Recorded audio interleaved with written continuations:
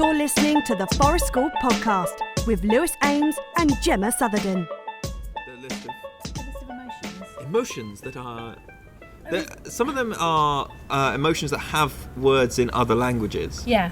And there was one I want to say lachrymose, but that means inclined to tears, so it's not lachrymose, it's something else. Okay. And it is the desire to be involved in a life-changing accident or incident. Yeah. I have that all the time, but I usually have it when it's usually a sign that something isn't quite right in my life. So when I was teaching and I was driving, I used to have daydreams all the time about being involved in quite a horrible car crash. Not so much that it hurts, but so much that you can't carry on with your job. Yeah, but significantly life-changing. I would survive, but I would also need quite a lot of hospital care. That's another thing that I have a thing with. Yeah. And I don't think it's quite that syndrome that you want to be ill all the time. It's not No, that. do you know what I was talking to my wife about this.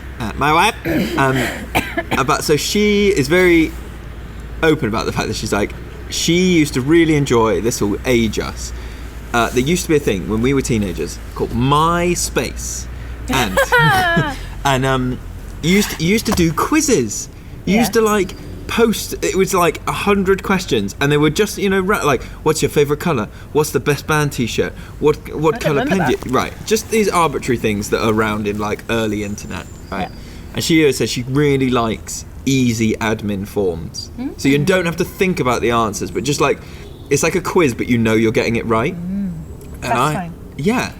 And I said I have a similar thing, but it's entirely physical, where what I find quite maybe gratifying is the wrong word, but the doctor equivalent, or the chiropractic equivalent, where they're can you just move your arm here, can you just move that leg here, and just being of course I can do these things, I can do these things, it's a weird physical admin. It's paperwork, but for your body, just to be can you move in these very, and being yes. So that freaks me out. That makes me go, why? What's wrong with me? What can't I do? What are you gonna? I quite like chiropractic videos though. Not the cracking thing doesn't do anything for me. You get ASMR from watching? No. It's the opposite. It's so I watch a guy goes Dr. Bo, and he does chiropractic, but he does it with essentially a blunt chisel, and he goes oh, okay, your rib is floating here, and he just goes dunk dunk, and then knocks it, and he does it on the back of, but something about it's that's just made me get horrible goosebumps all over my body, starting from my shins up to my shoulders. Maybe it's a sign that I've got something wrong with my back, that I always look at it and I'm I just want someone to just See, I found a video which is why spend money on osteopaths when you can do this simple exercise? Oh God. For free. Put your head in the fridge door, pinch tight. It involves squeezing various items between your thighs and rolling around on the floor until your back cracks. And so I've been doing it, and it's been oh yeah, I totally. And all the comments, I checked all the comments. Good. Good. You don't want to. Fucking hell, that was me thinking you'd done something stupid. One of the comments was, I am doctor, this is good. Sorry, I take back all the laughing that I did earlier. I didn't understand that you had read the comments from I am doctor. I am doctor, recommend. Yeah, and so it was going really well until last week it suddenly wasn't going well, and it was really painful the whole day. But then I couldn't work out whether that was because it was bad and dangerous for me to be doing that stuff, or whether when you go to the osteopath and they do that to you, they go, take it easy, don't do anything, don't even go for a long walk, just stay at home, maybe go to bed, just you've got a lot of stuff has been released into your body. So maybe that happened, because I did go for a really long walk that day, because you do it at home, you're oh, no big deal, made a spine crack, but fine, just get on with life. So I think if I just laid down, it would have been fine. But yeah, don't sounds like a charlatan's trick to be I fixed your back, but don't use it. That's what the osteopaths say. The video didn't say that. That's what I mean. Yeah, anyway. Exactly. Yeah. Anyway. It might get worse before it gets better. That's a charlatan's trick. 2021. But it will be better. Now that we've completely destroyed all professional credibility, acknowledging that we are morons. It's, what else are you going to do in lockdown? But watch people chiselling their backs. I want to check in on my theme. Go on then. My theme has been going really well. I'm finding it easier and easier to write down the things that I'm grateful for, that I've been given. So one of my boxes what have I been given today? And I've realised that it's easier to... I think it'd be really easy when we come back here because I'll be able to write down things in a more abstract way. You know, the trees have given me a place to hang the parachute. The firewood gave me something to keep warm. But like the other day, I just wrote down that like I was just really grateful for some shelter from my house, for shelter. Like, so it wasn't like. Was that in the middle of Storm Christoph? It was in the middle of like a horrible day, but I just was like, what have I been given today? Oh, I've been given shelter. Oh, I've been given. At some point I was given warm clothes. I was given, you know, it became a lot easier. Whereas I might have just been like, trapped inside, and I wasn't allowed to. It helped me move from like, pretty rubbish day, I wasn't allowed to do anything, to be like, actually no, I sat and benefited from gifts. Yeah. Which. That's good. Yeah. What about last time you said that when you were writing down what have you given people, you were like. I was not as much of a knob as I could have been. Exactly. I haven't written. Didn't shout on my kids. I haven't as many times as I could have. I haven't written that. I've just been shouting at them. No. No, that hasn't really crossed my mind. It's. Yeah, maybe I've had a challenging week in different ways, but it's not been. I've not had as much that I've gone like, I could have reacted to that really badly. But maybe that's because I'm thinking of everything in terms of being grateful. I'm not thinking in terms of woe unto me. Yeah. And though I must use reciprocity negatively. God, try saying that really fast. Reciprocity negatively. No. Oh. How's your theme? Well, my themes of sustainability and old stuff. That's the technical term for my secondary theme. Well, sustainability, I feel like, is going good here.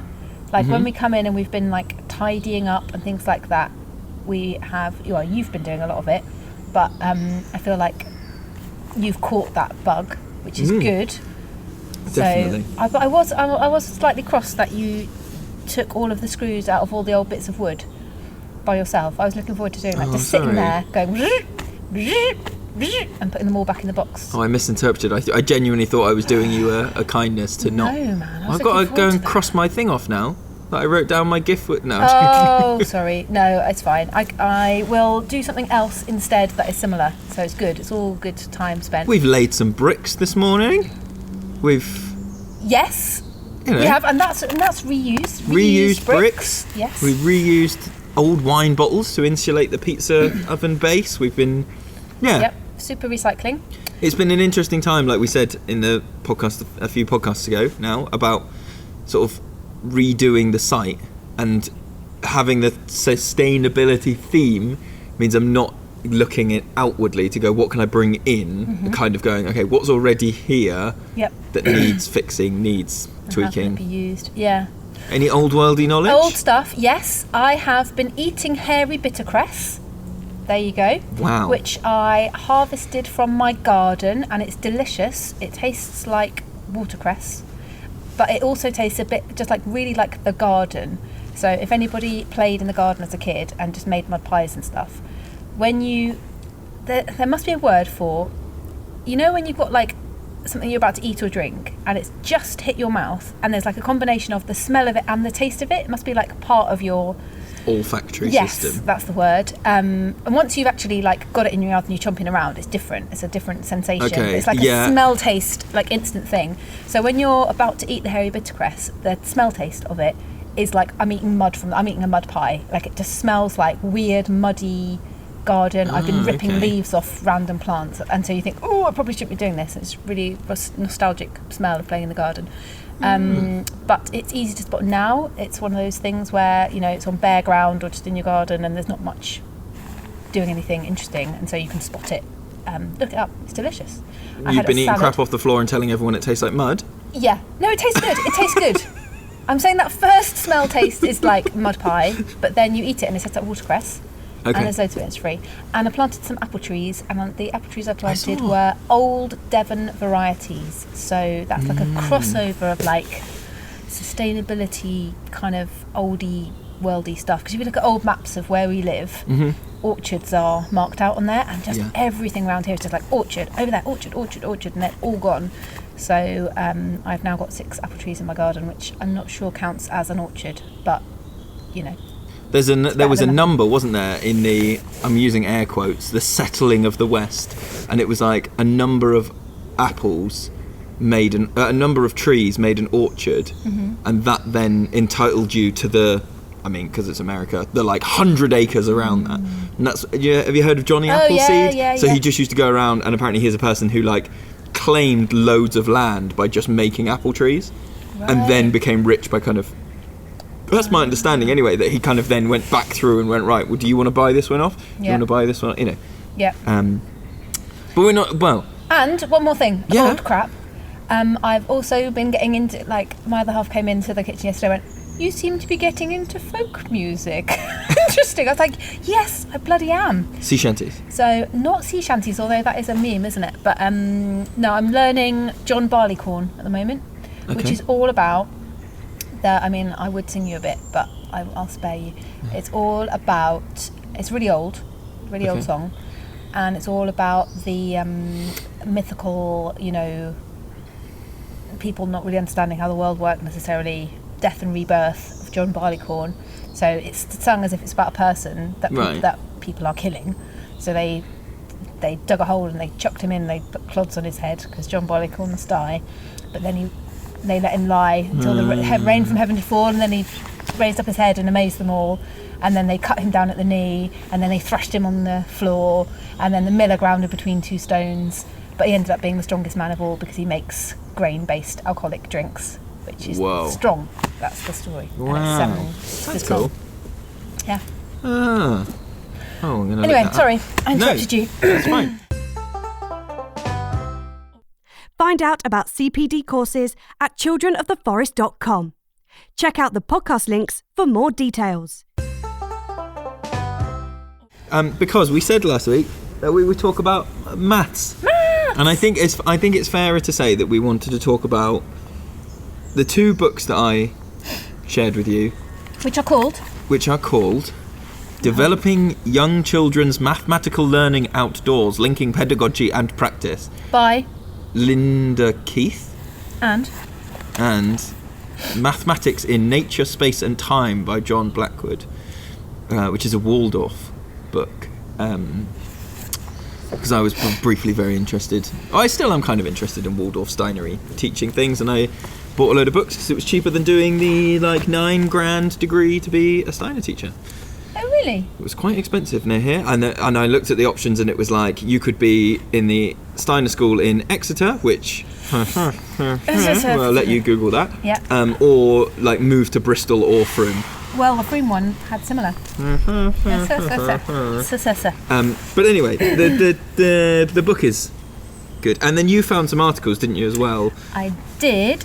Shall I say the names of the articles now? Yeah. The articles which I recommend that you read are both on Psychology Today, and the main interesting one, they're both by Peter Gray, of course, and the main one is Kids Learn Math Easily When They Control Their Own Learning. Math outside of school is fun, useful and joyfully learned, from 2010. Peter Gray on Psychology Today. Okay. Can we do the blog at last? I would like to go, so in order of usefulness, sure. I think it goes this one, Developing Young Children's Mathematical Learning Outdoors. Yeah, is that just early years then? It is just early years in that book. Or let's say it's early years focused. It has the early years curriculum in it a few times. Okay. Then I would say it's the Mathematics, Nature, Space, Time. Then this blog. The blog I found the most useful, so I think it's worth talking about that one at the last. Okay. If we can. So the Developing Young Children's Mathematical Learning Outdoors is a curriculum book. So I think that already, if you can't hear from my tone, that couches where I am with it before I open it, let's say.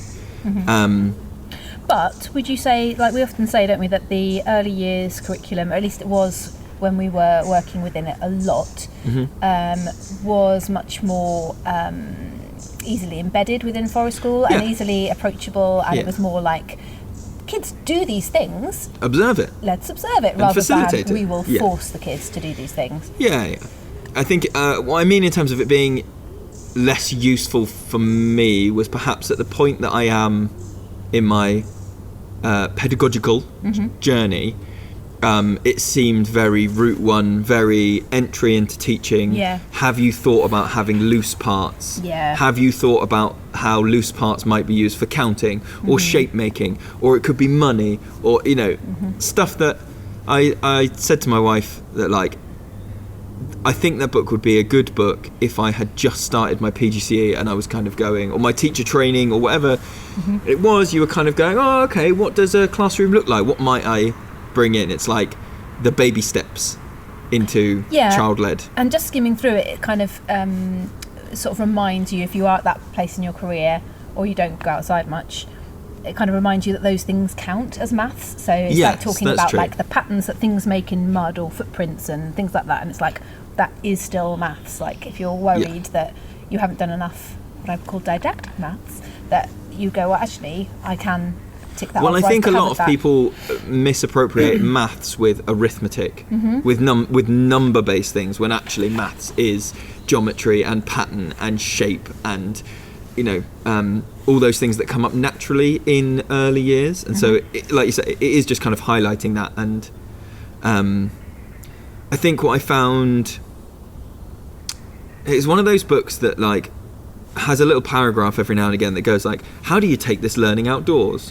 Which I thought interesting for a book called In the Outdoors, that they describe it in the abstract as if the abstract is the classroom. Right. And then they go, how would we take this outdoors? And it's like painting patterns on paper, doing whatever. And then it becomes painting patterns in the mud. Or like, it's like a sideways step. But it, I think it sort of views the natural world as like tools and resources to get across your pre-decided mathematical goals. Yeah, right. Which, rather than kind of going, which is what the rest of the early years stuff is, like go out, children will notice these things anyway.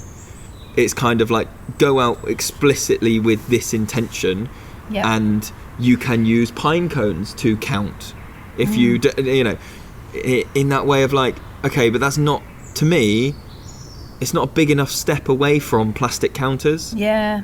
It's almost like people thought of doing it with plastic counters and then went, oh, how could I make this look nicer on Instagram? Or how can I take exactly the lesson that I want to do indoors but do it outside? Oh, well, we'll draw shapes in the mud, or we'll... Do you know what I mean? It's kind of surface level outdoors. Mm-hmm. Well, looking at the photos in here as I'm flicking through, it's based in what is probably an average early years learning environment, which just isn't wild. Even the outdoor area is tarmac and brick walls and stuff. Yeah. So I guess that's kind of where it's aimed at, isn't it? Your average. It's outdoors. It's not nature. Yeah, and that is a big difference, isn't it? So, what about that other one? Support the podcast today by becoming a Patreon member at childrenoftheforest.com. Check out the podcast links for more details. So Mathematics in Nature, Space and Time is like a book that you want to sit down with a pipe and kind of pop away and go... What kind of pipe? My crack pipe. And just kind of muse on things. There's a really good bit, and I can't remember if I folded the page down. Here we go. So it's talking about the golden ratio. Oh, the golden ratio. The golden ratio, right? Yeah. Go on, explain the golden ratio. No, God, no. The golden ratio is like 1.618 something. They use it in architecture and stuff, don't they? 1.618. There you go. Brilliant. Got That's the explanation. It's 1.168. It's the ratio of things that exists in nature for a lot of things. It's part of... And is it Leonardo da Vinci wrote the diagram? And what about the human body? So this is what this thing is this, you can't see it, listeners, but it's a sketch of a person inside a pentagon, and saying that you can roughly work out that your navel will be about 1.61 of your height. height. Okay. So and then a lot of this book is much more about geometry and space, and noticing. I put a thing on our social media about the Fibonacci sequence in sneeze wart. So as it grows at each fork, it follows the Fibonacci sequence, and just these kind of things that are, I think some people might call them like natural rules, or like the natural rules of mathematics, which I think fit more closely into forest school because they're about observation and about almost understanding your place in the world using maths, rather than the curriculum book that we just looked at. There's a lot more kind of, here is some maths in the abstract that you need to children learn. Put into their, whereas some of this is like studying egg forms in nature to get an understanding of spheres and the shape of the earth and the shape of a pine cone and the shape of early Greek vases, and going, there is some strength in this structure. Look at it in nature. Look at it in historical artifacts. So that could still be quite didactic. That would be how you might learn maths in a Steiner school. Steiner is still, to my understanding, like secondary school level, maybe, or so this is primary. I think this says from 12 to 16 or something. Yeah. Would you recommend that as a book for your average forest school practitioner to have a kind of an awareness of the maths that's happening in nature to support learners who might notice that or might have an interest in it, or not? Is it too specific? No, I think this is a different thing. For me, this book is about me understanding it. Yeah. So that when I see so that's what I mean. If it never gets imparted to a learner, what I mean. Sorry. Yeah. Okay. So it's more about understanding those things and highlighting connections to to you as a learner, you, and I'm now meaning me, the person. So there's a big section here about dissecting the angles of a rainbow, which is but it has all that awe and wonder of a rainbow. But without the kind of like, let's go draw a rainbow so that you can learn the colours in order, because you've then killed the awe and wonder.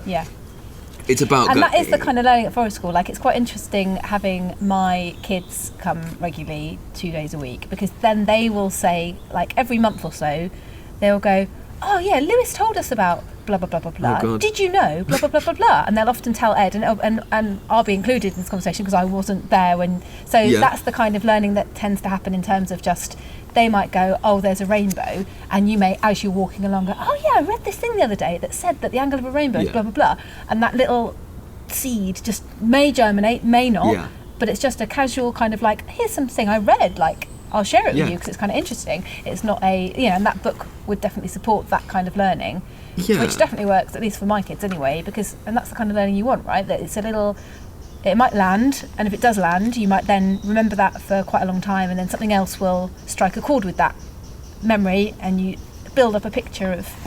Yeah, and so this is a great page that kind of speaks to what you're doing. So this is from a Steiner Waldorf thing, and it's introduction, the sphere of human and the heliosphere. Okay. Right.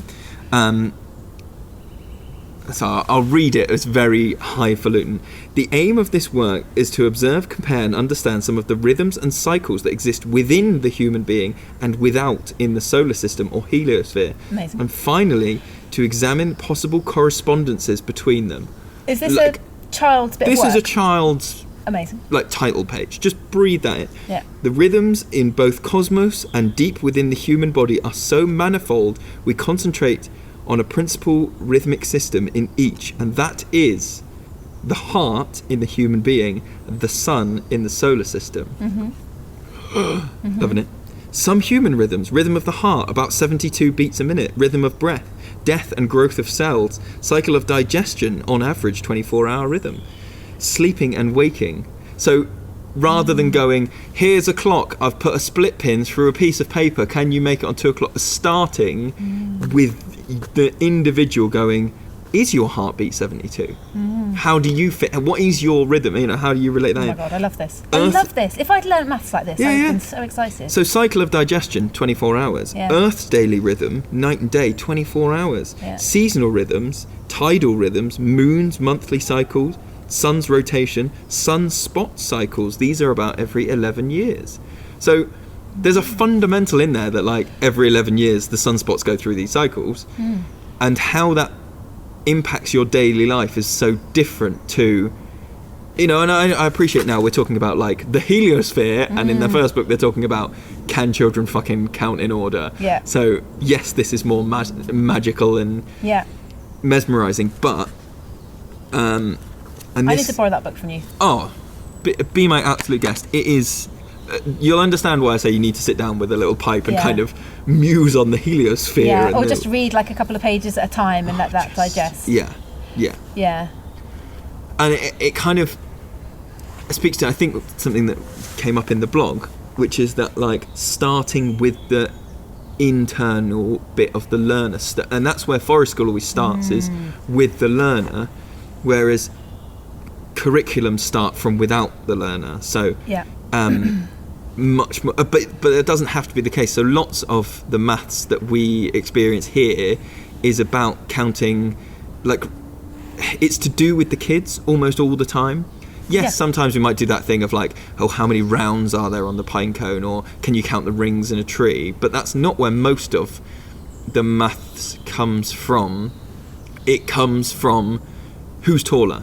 It comes from how much weight can this thing hold? And the weight is always the person, right? Or how long is this rope? How are 5 of us as strong as this thing? It starts in a way that's very different, and very like, one of the reasons that base 10 works is because we have 10 digits. Yeah, I was going to say that. There's something in there about not needing extraneous equipment. And going back to basics, and it being about like, well, you've always got your body, so let's measure it in paces rather than let's get one of those like wheel things with the handle where you would measure the playground at school. Let's just do it with our bodies because that's what we've got to hand. Yeah. Which perhaps is somehow way more connecting. Like it's something really disconnecting about going, well, you're going to need to use a set square for this, or you're going to need to use a metre rule. You're going to need to know how to stab a protractor into you. Or try and do a homemade, kid in my school. Homemade tattoo? Yeah. I watched a kid give himself a tattoo in year 5, so we were 9. And the kid gave himself a tattoo in a geography lesson with a protractor and an ink cartridge. Anyway. Compass, you mean? A pair of compasses. Not protractor. Protractor is the thing, isn't it? Yeah, the spiky one. The spiky one, yeah, same. Yeah. Love-stricken 13-year-old in my class doing the same thing. Punching the initials of her fancy man into her arm. Oh, man. Amazing. Extraneous equipment. Yes, extraneous equipment. So, you can invest in that stuff, or you can try and take it back to basics. And I think that's something that I think I got this from my granddad, who was very practical, and I mean this in the worst way, a bodger. He would do same as my dad. An absolute that's all right, isn't it? That's got tape on it. That's doing whatever. And I remember being very good at going, that joint on my thumb is about an inch. Yes. That bit between my elbow and my wrist is about a foot. So when he was doing stuff, he'd kind of go, oh, you can't see what I'm doing. But he would lay his forearms along bits of timber in the shop and be like, 1, 2, 3. Yeah, that's probably going to make it. And it's a level of approximation, but it's also a thing you've always got with you. And then you know. Yeah. I watched an autistic person when I went to the Science Museum measure everything in an interactive gallery with their forearm. Non-verbal. It was fascinating to watch. But yes, that thing of because I keep trying to learn that because I'm trying to put this in a kind to myself way rather than going, I'm rubbish at that or I'm not very good at that. I find it difficult to remember and visualise how big a centimetre is, for example. Right. And then people show me, it's about this bit of your body, but then I also can't remember which bit of my body it is, or I find that it's male biased. Yes. So it's like, that's about the size of an average bloke's thumb or whatever, but mine is much smaller, so that's not an accurate measurement. But we did do something at home the other day where we were measuring something. A metre is like a big stride. Does that make sense? Yeah. Roughly. So we were measuring something, or we read something. We were like, how big is this squid, or how big is this something or other in nature? And so I just paced it out on the kitchen floor. And then my son did the same to show Dad. Oh, Dad, guess what? We found out that. And then he was able to replicate that like straight away and show it. And there was definitely something valuable in that. There's no way if I got a tape measure out at that point, he would never have gone, let me show you with the tape measure how big it is. I'm wondering if maths suffers. I'm thinking about other curriculum areas. I'll put my curriculum hat on for a minute. I'll get into being a teacher. Because it's all the other subjects I can think of. So lots of early literacy is based around things that you know in your daily life. They help you to communicate. Hey, let's write a shopping list. Let's do, it all relates back to the learner. You draw the letters with your finger. You physically interact with the things. Equally, music, it's all songs about things kids want to relate to, or PE is obviously physically moving around. Science, a lot of early science in schools is very hands-on. Can you build this? How can you make... Or it's so abstract, it's like, let's make a rocket, let's do whatever. But maths is almost from the offset kind of abstract. It's almost clinical, and that in that cleanliness, it can kill a lot of awe and wonder. Well, that's kind of leading on to the article, isn't it? Yeah. So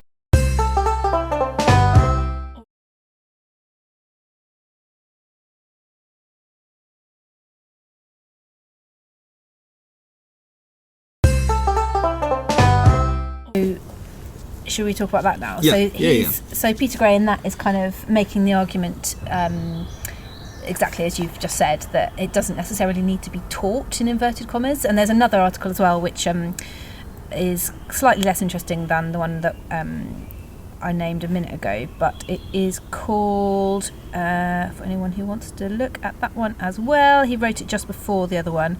It is called When Less is More, The Case for Teaching Less Math in School. And it talks about a study done in the 1920s by a teacher who had this theory that actually you should remove, in the R's, the reading, writing and arithmetic, you should take away arithmetic, because he did a study where he stopped teaching it, and he noticed that in this group, it's slightly interesting that he stopped teaching it with a group of children who were from a sort of lower socio-economic group, because he knew that was the only group he could get away with doing it with. Oh, wow. So the ethics of that are interesting, aren't they? We said that, if he did it with middle class kids, their parents would be writing to the school and going, how dare you stop teaching my kids Stereotypically maths. they would be. Yeah, he says. If you put the sticker Montessori on the front of your school, then it's completely different. Then you can charge twice as much for not teaching them for maths. not teaching them. Or for a school even. They're onto us. They're onto us. Just gonna let your kid just play. Stop. Charge you for the privilege. Funny. Yeah. So he then noticed that they were better at solving what he calls like story-based problems when they were older. Right. So if you were getting them at age 11 to sit like a standardised test, then they would do less well than their peers that have been taught arithmetic. Understandable. But if there was like, just this is a problem in the world that needs maths to solve it, the kids that hadn't been taught arithmetic, would try it more readily, stick with it longer, and solve it more easily, because the joy of it hadn't been killed. They just used their own natural curiosity without any kind of fear of failure. And in the other article, Peter Gray starts off by saying, why is maths put on a pedestal for some reason? Like, we use it as this kind of absolute measure of like intelligence and ability, and also of like the crux of education, like English and maths and science, but maths specifically is like, well, if you're rubbish at maths, that basically means you're thick. There's this kind of weird, you must be good at maths and you must have this knowledge. And also it's one of the subjects that has the most fear surrounding it, and he posits that that's because there's either a right or wrong. You kind of can't like fudge your way through it. You can't poetry your way out exactly of it. You can't just tell a little anecdote or try and work it out. Like, there is a right or a wrong in the maths that we tend to put on a pedestal, which is didactic maths is like, learn this certain set of equations or this certain approach of doing things. Yeah. And then he shares some stories of children who have been to like the Sudbury School or democratic schools, or children that are being unschooled at home, and invites parents and teachers to share stories of how those children have been observed using maths, doesn't he? And there's some quite interesting little stories of children noticing maths for themselves without being taught it. It's almost like a collection of light bulb moment stories, Yeah. but in a very earnest... Sorry, I'm going to stumble because I'm also watching a squirrel in the kitchen who's become very brave. Hello, Chubbs. And is probably wandering around going, where are all those people that drop crumbs? Hello, Chubbs. Could you bring them back? Because the crumb situation is look at it. dire. They're going to have a baby soon. They're going to have a baby soon. Do you know that? Are they? Yep. Apparently end of January, someone told me. I don't know that for sure. Probably a listener will go, rubbish. It's like May or something. But when are you having your baby? yeah, tell us when. Tell us when. Hey! Looks It's eating rather something. affronted at the accusation. May have just asked a chubby squirrel when they're having the baby. I'll tell you and the squirrel. They're like light bulb moment stories, but in a very practical way of, kids kind of going, oh, right, so if we need to split that into 5 parts, don't we? And then them going like, well, there's 5 of us for dinner, so we need to split that. And then suddenly the kid kind of, a switch flips and they go, oh, right, can you ask me what this much of this is? Can you ask me what this much? And they can, because it's embedded, it's gone into their actual working memory rather than being what I think I have when you were describing that kind of pedestal maths is quite often I'm confronted with real world maths, and I know there's a way I'm supposed to do it, and rather than trying to approach it of how can I do it, I go, it's like, oh, what's 80% of this? And rather than going, okay, well, there's a process to this and I can work it out, I go, oh God, and Mr. Uggles was standing there, and he was saying that you have to divide it by the thing, and he drew it on the board, and it was, like I'm trying to remember what the right way to do it was. Whereas when my brain goes through that process, all it can remember is my poor maths teacher and me and my best friend putting on a voice that we always put on for him, so that we honestly believed that he thought we spoke like that, and we used to say, Mister, is your bedroom pink and brown? We love pink and brown. Is your bedroom pink and brown? I like your tie, sir. I like your tie. That was my maths lesson, and that was just it. So if I try and recall any of my maths these are the learning, things your brains it's go just to. like that, and just watching my friend drool onto her book just to make me laugh.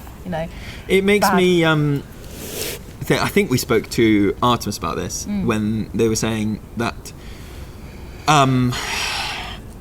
The thing that teachers will tell you is the most difficult to teach in a school setting are time and money. And the thing that unschooled children or children who have more real-world application of maths, let's say, find the easiest is time and money, because without that, the world doesn't move round. They are exposed to it in a much more constant drip feeding way of, well, you've got to know when gymnastic clubs start. Oh, well, you've got to know if you're going to the shop with your money that you do the thing. You've got to go. Well, you've got choice over the way you spend your time. So we can carry on playing at home now, but we do need to do that at that time. So you've got a choice, and so therefore you need to actually think about it, as opposed to, well, the bell rings and the teacher tells me to do that thing, and it's always at that time. Oh, is it? I hadn't noticed that pattern, because you're removed from it. Do you know why that is, Gemma? Why? Because the bell is for me, not for you. Oh my God. The bell. Oh my God. The bell does not dismiss you. I did not say you could move. But the bell's gone. I don't care if the bell's gone. Did I say you could pack away? No, I did not. The bell has not. Get the pencil case back out of your bag. I can Did I see. say pack away? No, I did not. Get it out. Now get everything back out. In the article, I quite like the way that he breaks down the type. He kind of collected all these stories from parents and adults working with children, exploring maths in this other way, and he broke it down into 4 types of maths that he's named: playful maths, instrumental math, didactic math, and college admission math. It's American. That's why I'm saying math and college admission.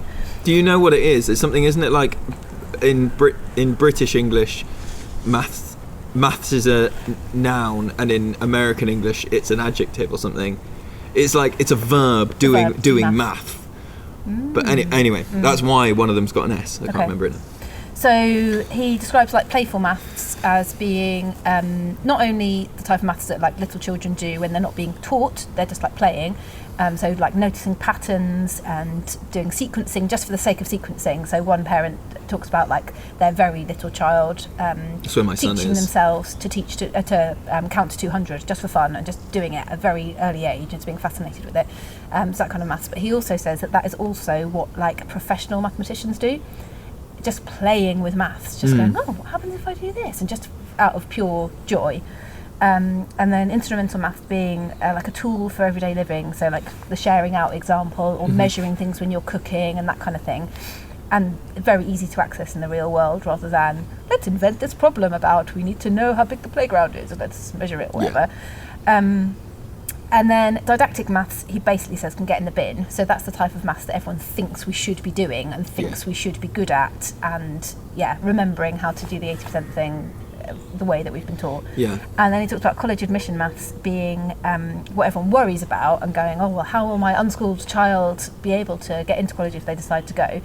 And he argues, and I've seen this argument in a lot of unschooling literature, that if your kid decides that they want to go to college or whatever, and you need to do that admission, or you want to go and be a doctor and so you do need to pass a certain test or whatever, that if you've been unschooled and you haven't had all of your joy crushed through didactic maths, the argument is that you will be able to do that college admission maths that you need to do to pass the test in 2 weeks. He breaks it down in terms of hours of tuition needed, and I think he gives an example of a Sudbury school teacher saying, like, helping some students and going, well, actually, this is how long it takes. So if you look at all of that, like learning didactic maths through primary school up to secondary school, like hours and hours and hours, like every day, just like put all of that in the bin, just learn through playful maths, and then you go, help, I need to take this test that I can give, this teacher says I can give this student like 6 hours of direct tuition, and then I can set them the homework and they can do it in 2 weeks, whatever. Yeah, and a lot of that comes with, I think it kind of speaks to how much of the actual perceived time of teaching maths inside a school environment is actually teaching maths. And a bit like, I remember when I was learning to drive and the instructor was going, he said, you need to have more than an hour a week, because you spend the first hour getting back to where you were, then you get out the car. If you have 2 hours, I can get you back to where you were last week, and then we can move a little bit in terms of progression. I don't mean moving the car. And it's that thing, isn't it, of like, if you add in all the behaviour management time, you add in all the admin time, you add in all the, like, it probably is taking the same amount of time. Yeah. But you're spreading it over 4 years of high school. Completely. And then you take away all the time of asking your teacher what colour their bedroom is, or sitting there and having a daydream and not actually engaging with it because... Well, and all the stuff that, like, yes, is learning that collegiate maths, it's doable in a shorter time period. Yes, if the people facilitating it are comfortable in going, you're in your own space, you're using your own tool. You couldn't take a child that had been unschooled their whole life, sit them in a college classroom and go, right, learn this way. Part of it comes from the fact that they have had experience in... I don't know about that. I don't know. I think it depends how old they are and what they want to achieve. I think if you've got an unschooled kid who has been unschooled their whole life and then goes, I want to be a vet, I understand this is what I need to do. I am able now, I'm of an age to make a decision for myself, and I'm choosing to go into that college environment and be in that didactic space. I don't think that's inconceivable. Maybe that's something we need to look into a study of. You look like you've got another note ready. Yeah, well, I was thinking about the kind of maths that has naturally come up while we've been doing sessions. Okay. Like playful maths that just happens. Do you need a wee? No. Are you cold? No. Okay. Do I look uncomfortable? You look slightly like, just... Oh, do you know what it was? I moved very slightly this way, and the sun went through a hole in the parachute. So I just was very slightly dazed. So my maths memories include, and I'm sure that these have happened for lots of other people, like the bank. Do you remember the bank? Yes, and we posted about it on social media, I think. Of course. So kids built a bank. They built a den, didn't they? And then it became a bank. And then they collected like various different types of pine cone and acorns when we went over the road. And then different pine cones became different units of money. Invented their own currency, and then it started. And they had exchange rates. Yeah. They had, this size of pine cone equals it's worth 5 of these, yes. or and also in true egalitarian, joyful society, they had different rates for the abilities of different children. Oh, yeah. So do you remember there was like smaller children coming and wanting to get, and they were going, yes. It's only 3 pine cones for the little kids, and they just completely, and everyone went, yep. They weren't hardline capitalists about it. They just kind of went like, okay, what's the need? Which was joyful. Oh, and it gave out mortgages and loans. Do you remember that? Yes, I remember your mortgage being written down. So I had a loan which had interest on it. But if I remember rightly, you had to, I don't want to say push, but you sort of led the writing of that. The writing wasn't... Well, I just said, shall we write this down because I'm going to forget how much I owe you. Right. And they were like, yeah. As opposed to a way of like, I do not want to do writing. I was like, bank, I will forget. Like, you need to make sure you hold me to this. Here's some chalk. Yeah. And banking and money is always a strong sort of play thing, because it comes up quite a lot, doesn't it, with like mud kitchens. Oh, yeah. Buying food, selling food. Here's the cafe, this costs this much because it's got special herbs in it. Yeah. Yes, and aging trees, that happens. And lichen? Yes. Or is that where you're going? Yeah, measuring trees, circumferences of things, measuring lichen and using that to age trees. And then cooking, obviously, all the time, measuring stuff, which would fit under the kind of like instrumental. Cooking is where I realised that I have no tolerance for specificity. Cooking is something that I find absolute joy in cooking when I can go, about that, and about that. And actually that's, again, it's more practical real world. I see so many, and do you know what, that's a good example, I think, of where the fear of maths has stopped adults taking part in an activity, because how much flour do we put in the bread? It's bread. You put water with it until it makes dough. It's flour, sorry. You put water with it till it makes dough.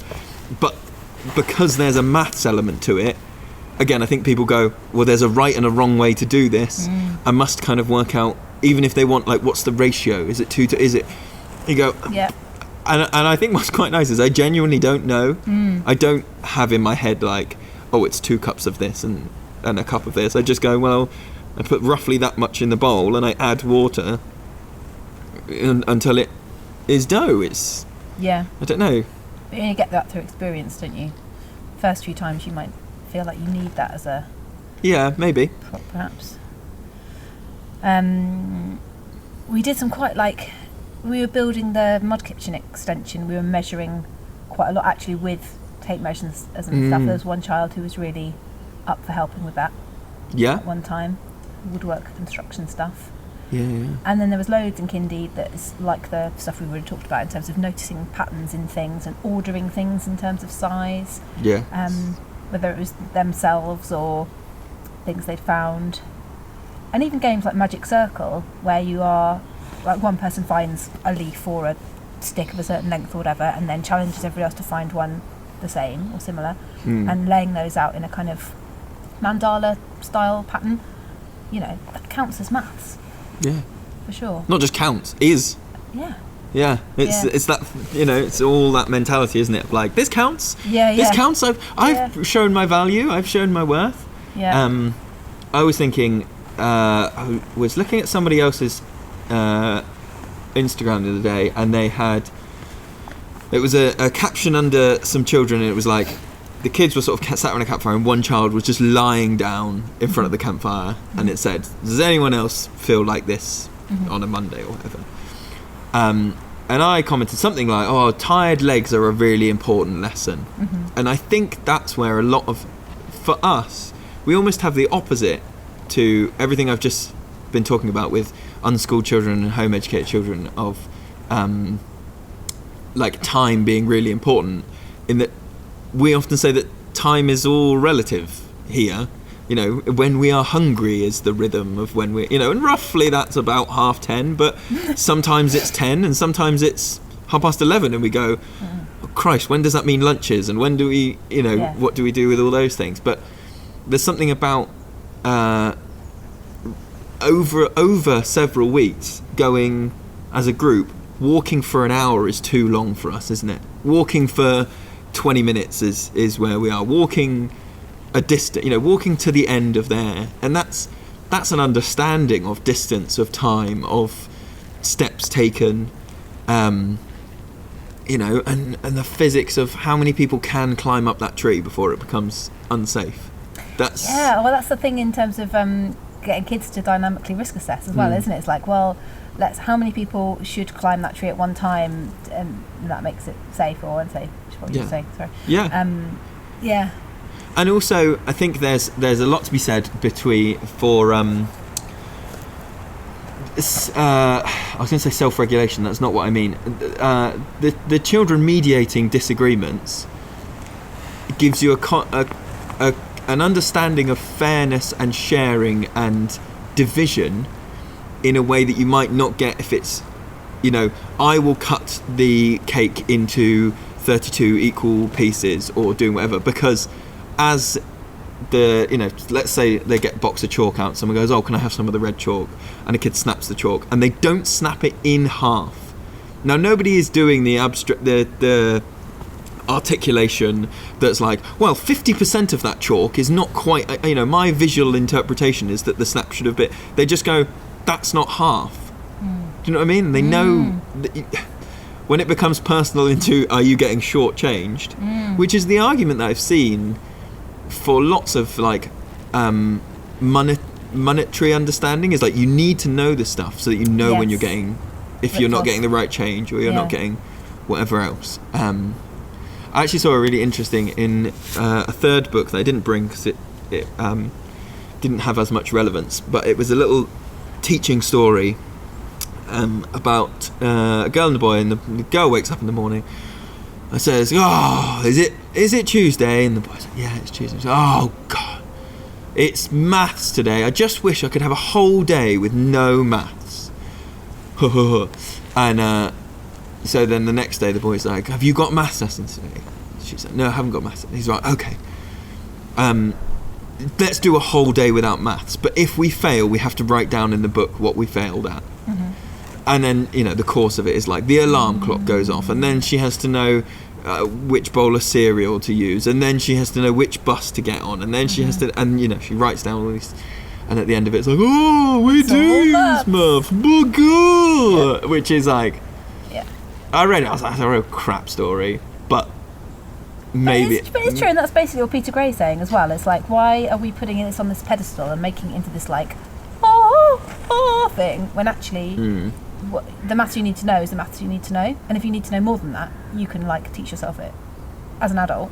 Yeah. Do you know what I mean? Well, I guess if you have practiced, if you've taught yourself all the other maths, you might feel confident enough to teach yourself more maths. But even now, even as somebody who is a product of the normal state school system where I have been taught arithmetic, like how much of the maths that I use now is thanks to that, and how much is forgotten. I've forgotten all that stuff that I was actually taught, and it's just about me using my own brain right now and revising the maths I need to know at the time. Do you know what I mean? And using the technology available to me. That's the other weird thing about maths in school, is that it's like, you need to know all this stuff because there's no such thing as computers, right? There's no such thing as those. It's like, well, actually, what value is that? Yeah. I was just wondering whether what would be the sort of takeaway that I would want people who've listened to us ramble now about maths at Forest School. What would I say? Okay, try and do this. And I think to sort of bubble it up, it's that idea of like, see what you can do without any resources. See what you can do with just the learners, you know, with their bodies, with their play.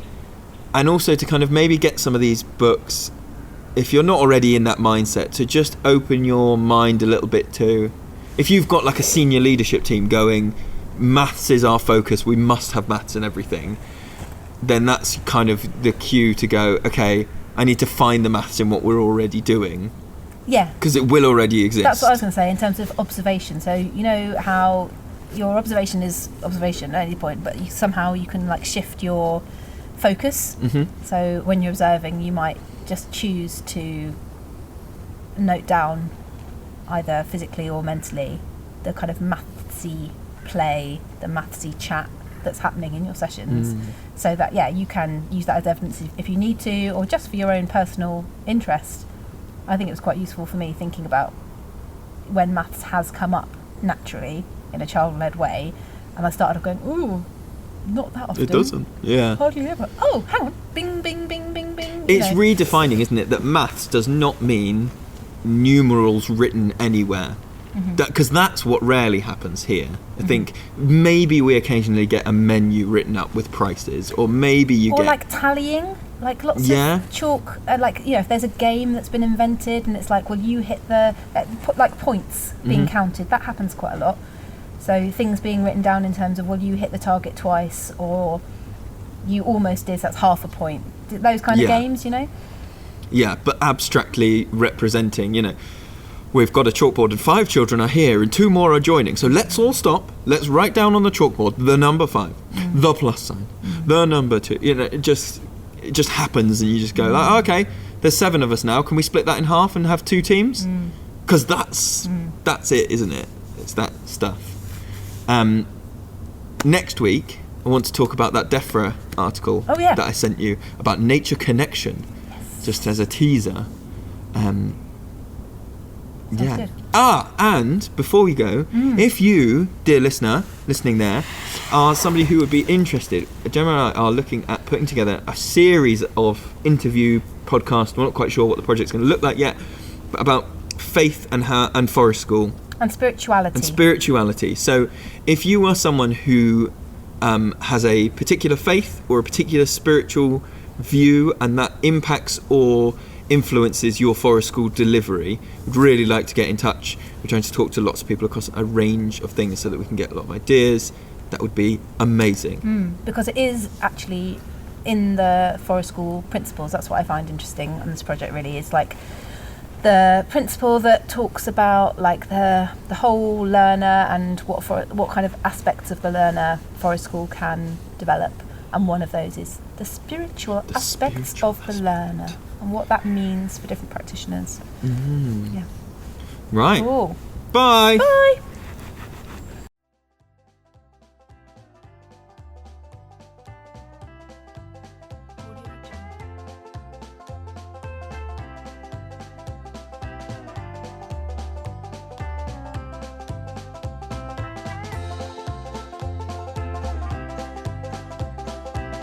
If you like this podcast and want to support more episodes, you can donate through Patreon.